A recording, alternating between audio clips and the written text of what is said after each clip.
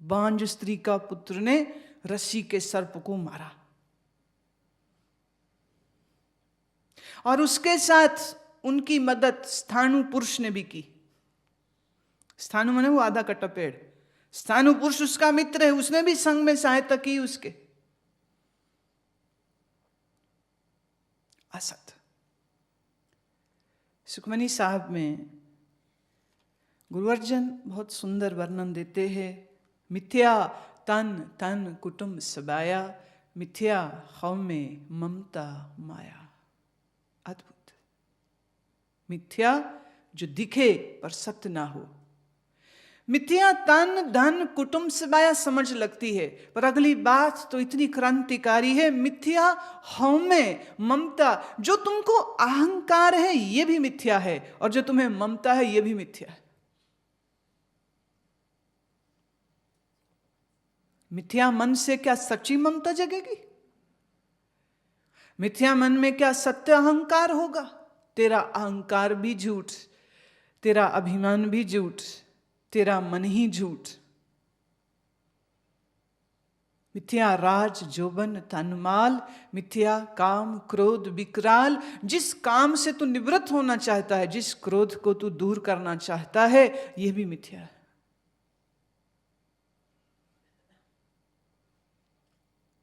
अद्भुत। भगवान कह रहे हैं, न सतो विद्यते भावो न भावो विद्यते सता, उभयो रोपि दृष्टोंत। इसको जान, इसको समझ। इन दोनों तत्वों का, इन दोनों तत्वों का तत्वदर्श भी दृष्टा, तत्वदर्शी ऐसा देखते हैं, ऐसा जानते हैं। सत्य का कभी अभाव होगा नहीं, और असत सदा बना नहीं रहेगा। अविनाशी तु तद्विद्धि येन सर्वमिदं ततम्, विनाशम व्यवस्यास्य न कश्चित् कर्तुमर्हति। अविनाशी जो नाश रहित है, तत्विद्धि तू उसको जान। तू मरने वालों की नाश प्राप्त हो जाएगा, तो उन शरीरों को देख रहा है। इन मरने वाले शरीरों में जो अविनाशी है, तू उसको देख। दृष्टि या सत्य पे हो सकती है, या असत्य पे, या अविनाशी पे, या विनाशी पे। अभी अर्जुन तेरी नजर सिर्फ विनाशी शरीरों को देख रही है कि मामा चाचा ताया भीष्म द्रोण ये मर जाएंगे। अरे याद रहे, जो आज नहीं मरा वो कल मरेगा, कभी तो मरेगा। और जिसका स्वभाव ही है मिट जाना, उसके लिए क्या सोचना? मतलब तू मार।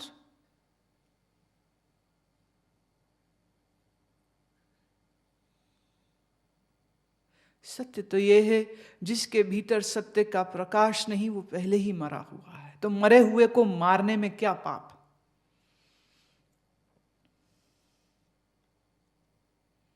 जिसके भीतर असत्य की आसक्ति है, ऐसे असत देही को मारने में क्या पाप? क्या है अविनाशी? किसको देख रहा है? नाशवान को, बदल जाने वाले को, जो प्रकृति का कार्य है। जान, ये सारा संसार ही विनाशी है। जान इस बात को। विनाशम व्यवस्यास्य, ये सारा दिखने वाला संसार अविनाशी नहीं है, यह विनाशी है। और जो अविनाशी है उसको कोई मार सकने में समर्थ ही नहीं।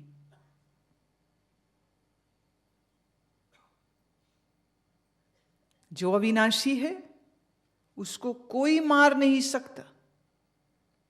जो विनाशी है उसको कोई बचा नहीं सकता। अर्थात तू नहीं मारेगा तो क्या ये मरेंगे नहीं? इस समय इनको मारना तेरा धर्म है, क्योंकि ये अधर्म का चिन्ह हो चुके। तू नहीं मारेगा तो ये मरेंगे नहीं। द्रोणाचार्य क्या मरेगा नहीं? भीष्म पितामह क्या भले ही इच्छा मृत्यु है, पर एक दिन तो शरीर छोड़ेगा कि नहीं छोड़ेगा? एक दिन तो ये शरीर जाएगा कि नहीं जाएगा? जब जाना ही है, तुझे चिंता किस बात की?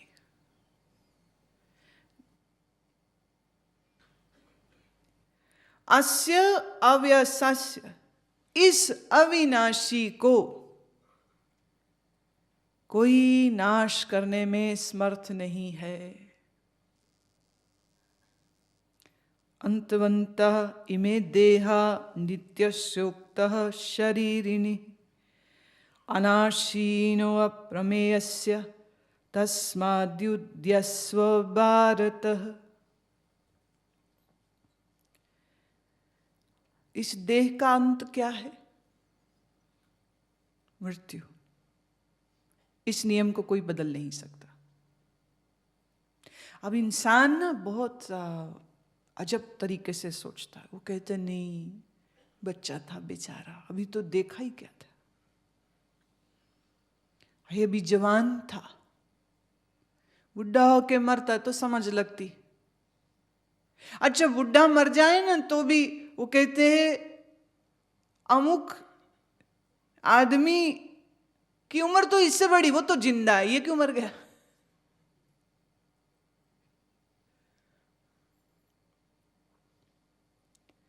पिछले दिनों जब इस शरीर के पिता की मृत्यु हुई तो पिता के जो बड़ी बहन है और उनके पति और उनके बड़े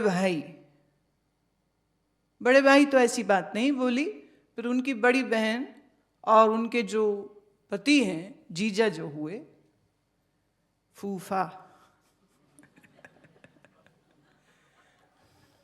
एक फू और एक फा, दोनों ने एक बात कही, कह रहे हम बुढ़े थे, हम अभी भी हैं, वो क्यों चला गया? हम बुढ़े 85 साल के हो गए, हम अभी तक जिंदा, वो तो सिर्फ 74 का था, वो क्यों चला गया? देखिए, अब हर शरीर जिस जीन से बना है, उस जीन की एक अपनी ड्यूरेशन है, मियाद है, वो उतनी ही मियाद तक चलेगा। आपकी गाड़ी में जितना पेट्रोल है, आपकी गाड़ी उतनी ही दूर तक तो जाएगी, उससे ज़्यादा थोड़े, उससे ज़्यादा तब जाएगी जब उसमें और तेल भरा जाए, नहीं तो गाड़ी रुक जाएगी। ऐसे ही तुम्हारे इन जीव कोशों में जितनी आयु है, आने वाले समय में शायद जिस हॉस्पिटल में बच्चे का जन्म होगा, शायद ऐसी मशीनें भी बन जाएं जो जीनियोलॉजी के ऊपर काम कर रहे हैं कि आपको पूरी एक रिपोर्ट बना के दे देंगे कि ये बच्चे का शरीर 40 साल और इतने दिन या 45 साल या 50 साल या 60 साल चलेगा, इतना। भाई तुम कार खरीदते हो, कोई मशीन खरीदते हो, तो उसकी लाइफ क्या है तुमको बताया जाता है। तो ऐसे ही तुम्हारा अधिकार होना चाहिए कि तुम यह भी जानो कि जो शरीर तुमको मिला है ये कब तक चलेगा। अब बस फर्क ये है कि घड़ी या मशीन कोई भी हो, उसमें तो उसकी एक रैंडम कैलकुलेशन की जा सकती है, पर मनुष्य शरीर की थोड़ी सी करनी मुश्किल, कारण हमारे डीएनए भी बदल जाता है हमारे तनाव और क्रोध की लहरों की वजह से। बात चली है तो सुनाती हूँ। 3 साल पहले जब मेरी उनसे मुलाकात थी, हम लोग बैठे थे उनके अपार्टमेंट में, उनके कुछ भक्त थे, कुछ मेरे साथ थे। चलने का वक्त हुआ तो उनकी बेटी वो लाई प्रसाद फल, कहती गुरु माँ सबको दे दो। ठीक है, तो मैंने पहले तो कहा, मैंने कहा नहीं, अब आप बुआ जी आप दीजिए, आपके हाथ से सबको मिलना चाहिए। बोले नहीं नहीं, माँ है, तू माँ है, तू दे। ठीक है, जैसा आप कहें। इसमें भी खैर बड़ी लंबी बात चली, तू दे मैं दूं, तू दे मैं दूं। फाइनली मैंने कहा ठीक है मैं देती हूँ, सबको दिया। अचानक से थोड़े बूढ़े से हाथ सामने आए, क्योंकि मेरी नज़र यूँ थी, झुकी हुई थी फल के उस टोकरे पर, तो मैं देख नहीं रही हूँ कि कौन है, बस दिए जा रही थी, थोड़ा जल्दी निकलना चाह रही थी मैं। तो अचानक से वो बूढ़े से हाथ दिखे तो अरे आप, वो भी हाथ जोड़ के खड़े, मेरे को भी दे। मैं ऐसे नहीं होगा, आपकी एक बात मैंने मान ली, आपने कहा सबको दे दे, मैं आपको थोड़ी दूंगी मैं, कहते क्यों नहीं, वाई नॉट, ज़्यादा अंग्रेजी में बोलते हो, why not, I am also your child, you can not deny me this right, you have to give me. I said sorry, ये रहा टोकरा, अब मेरे को दो, आप बड़े हो मेरे से। बोले ना I am a child, you गुरु माँ, you are guru ma, I am not, you are guru ma, so you give me now। ऐसा सिद्ध योगी और ऐसा बालवत और नम्र और प्रेम पूर्ण व्यवहार, अपनी सारी उपलब्धियों को वो एक किनारे करके एक बच्चे की तरह व्यवहार करते और खिलखिला के हंसते हर बात पर। उनका ये कथन है कि नेचुरल प्रोसेस में ये शरीर जितनी देर चल जाए, अब उसको वो नेचुरल प्रोसेस कह रहे हैं, 117 साल की आयु को वो नेचुरल प्रोसेस कह रहे हैं।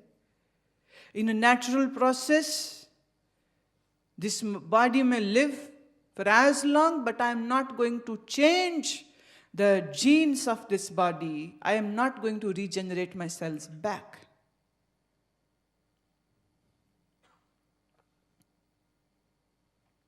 तो वो एक जिंदा प्रमाण है इस बात के कि मनुष्य के शरीर की प्राकृतिक संभावना कितना लंबा जीने की, अब वो इतना लंबा क्यों जी रहे हैं। दिन में 3 घंटे 4 घंटे उनके हठ योग को करने में, प्राणायाम को साधने में लगते हैं, आहार बड़ा थोड़ा है, 9 बजे तक सो जाना, 3 बजे जगना। Endocrinal releases, the secretions in the body are all happening in the night time, so he is not waking late। योग की साधना इतनी गहरी चल रही, खाना इतना कम और बहुत बुद्धिपूर्वक खाना, मन का निग्रह, मन में कुछ लहरें नहीं उठ रही। ये उनकी करुणा है कि वो आगे सिखा रहे हैं, शिक्षा दे रहे हैं, ये उनकी करुणा है, ये संतों की करुणा होती है। 117 साल।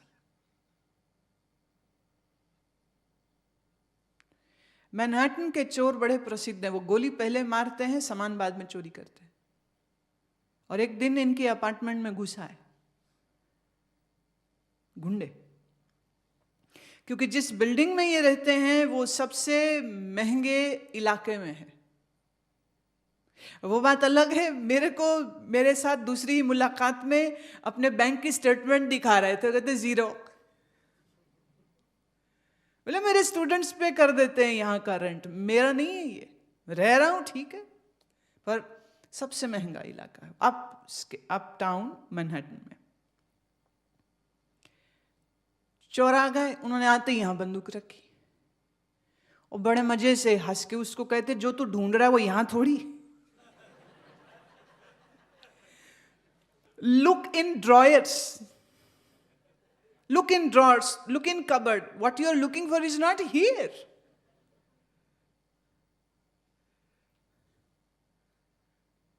उन्होंने दराज अलमारियों के खोले, देखा वहां कुछ होता तो ना,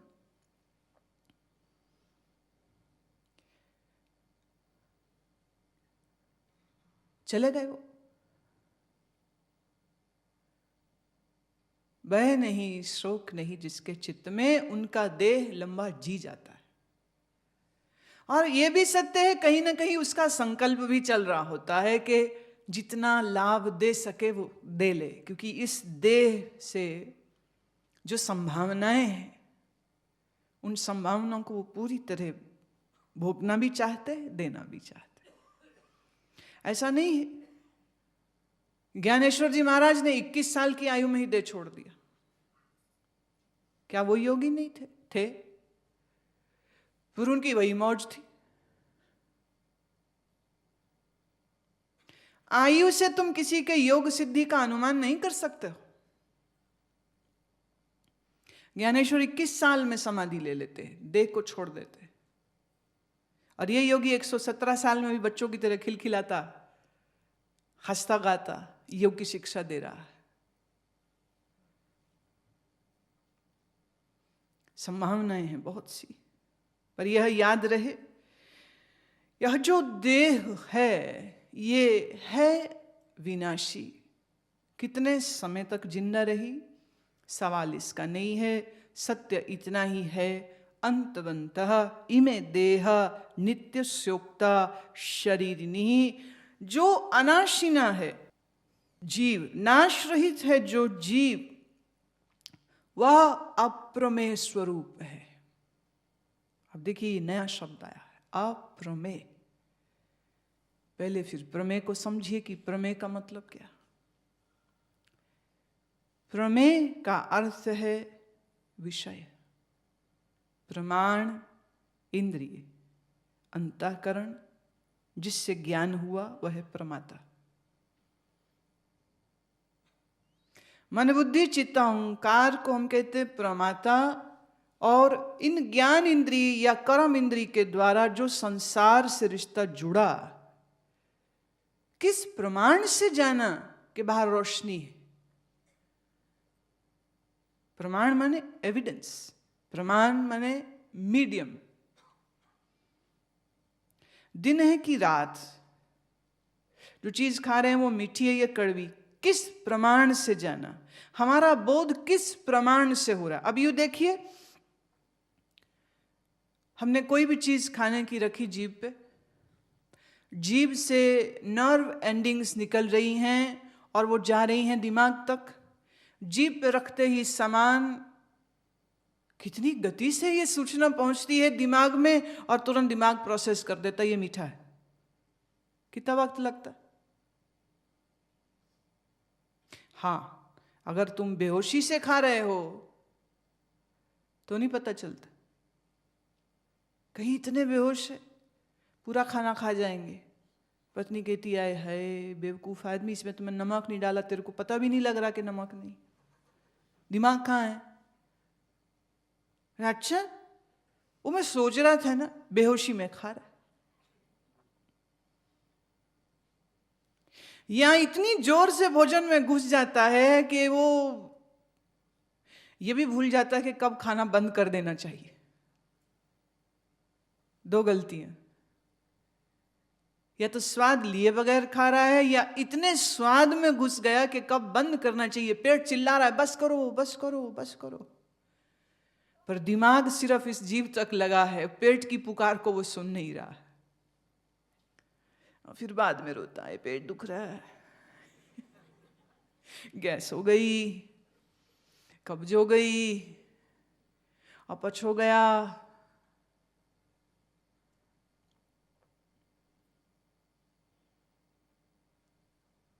किस प्रमाण से जाना कि अब और भोजन नहीं करना, या किस प्रमाण से जाना, किस माध्यम से जाना, इस माध्यम को कहते प्रमाण। तो प्रमाता, प्रमाण, प्रमेय। प्रमेय विषय, विषय किसको कहते? शब्द, स्पर्श, रूप, रस, गंध। इन्हीं पंच वस्तुओं का निग्रह है जहां, उसे हम कहते प्रपंच। पांच ही भूत हैं, पृथ्वी जल अग्नि वायु आकाश। इन्हीं पंचभूतों के पंचीकरण होने से बाहर विषय बन गए, भोगने वाली इंद्री बन गई, और जानने वाला मन बन गया।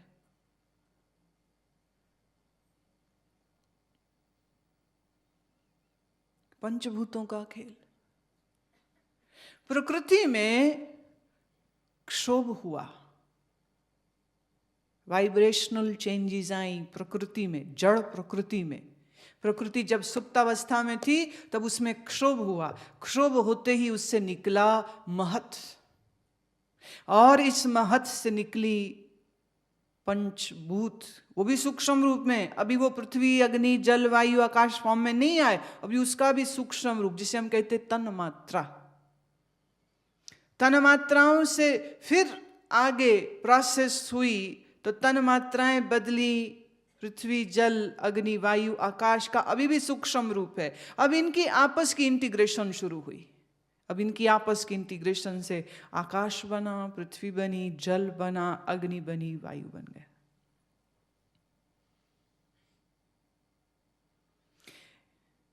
जिस समय यह पंच तत्वों ने भौतिक स्वरूप ले लिया तो फिर इस भौतिक स्वरूप में फिर आगे फर्दर डिवीजन होती है। जो उसका इसेंस पार्ट है, तत्वों का जो प्योर पार्ट है, उससे तो बना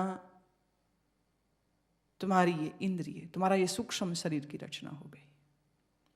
और उसी का जो ग्रॉस फॉर्म है, जो स्थूल फॉर्म है, जिसे हम तमोगुण भी कह सकते हैं, उससे बन गया ये सारा जगत। और इन्हीं सूक्ष्म तत्वों का, इन पंच सूक्ष्म तत्वों का जो मूल है अविद्या, उससे बन गया तुम्हारा मन, अंतःकरण। इसे मैं थोड़ा और आसान करती हूं। प्रकृति में क्षोभ हुआ, पैदा हुए पंच तत्व, पंच तत्वों से निकली यह स्थूल सृष्टि और तुम्हारा शरीर, ये स्थूल शरीर।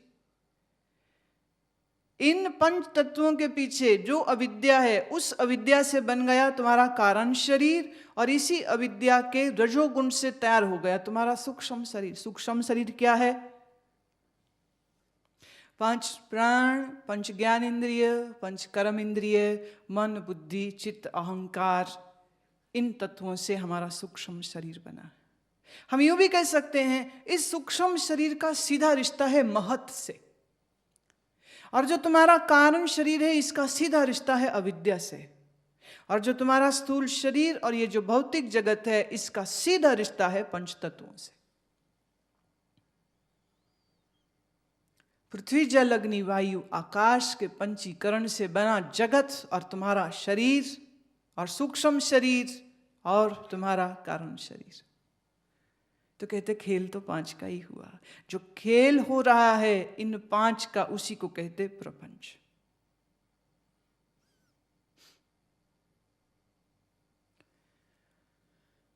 जब तुम देखते हो कुछ शरीर से, जब तुम देखते हो तो देखने में क्या क्या आया?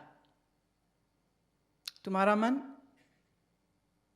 जो नेत्रों से बाहर आया विषय तक, और फिर उसने देखा कि अच्छा यह चीज है। जैसे उदाहरण लेते हैं, तुम्हारा मन नेत्रों से बह के यहां तक आया और तुम्हारी बुद्धि ने प्रोसेसिंग करी कि ये एक बॉक्स है, तो ये बॉक्स हो गया प्रमेय, जानना हुआ प्रमाण, और जिसने जाना वो है प्रमाता। सुनो जरा ये शब्द,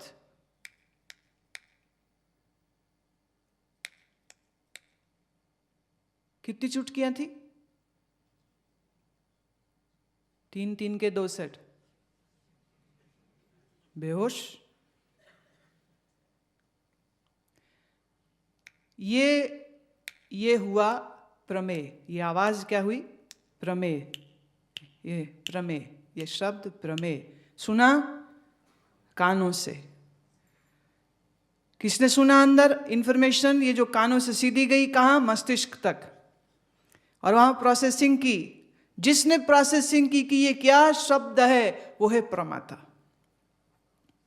तो प्रमाता, प्रमाण, प्रमेय। आंखों से दिखा रूप, आंखों से खुशबू नहीं दिखती, शब्द नहीं दिखता, सिर्फ रूप दिखता, बस।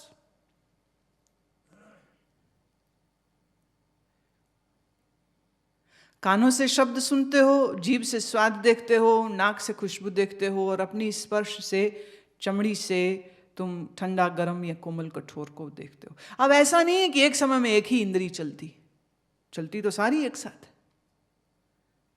पर लोग इतने जड़ हैं कि एक समय में एक ही इंद्री के ज्ञान को पूरी तरह जान ले, वही बहुत है।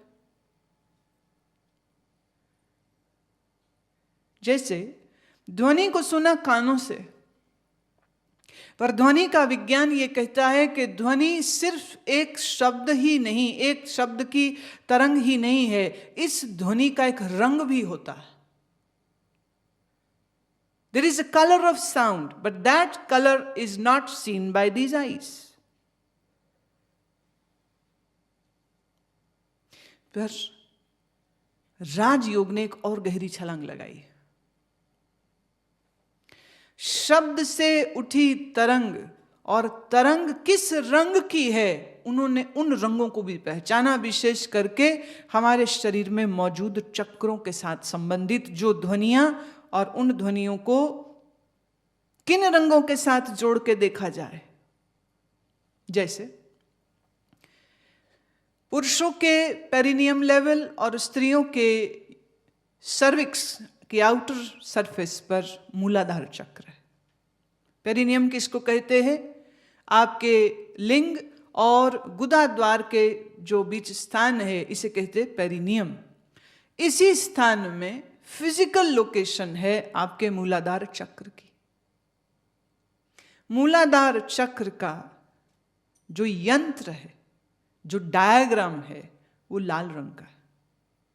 मूलाधार को जागृत करने का मंत्र लम है। लम साउंड वाइब्रेशन से पेरिनियम पर जब आप ध्यान देते हैं तो यह चक्र जागृत होगा और इसका रंग लाल है। आपका मणिपुरक चक्र जो नाभि से 2 अंगुल ऊपर है, अब नाभि में नहीं है, चक्र तो है आपके स्पाइनल कॉलम के भीतर, पर उसका जो क्षेत्र होता है, एरिया जो होता है, the physical area, that is in the navel reason.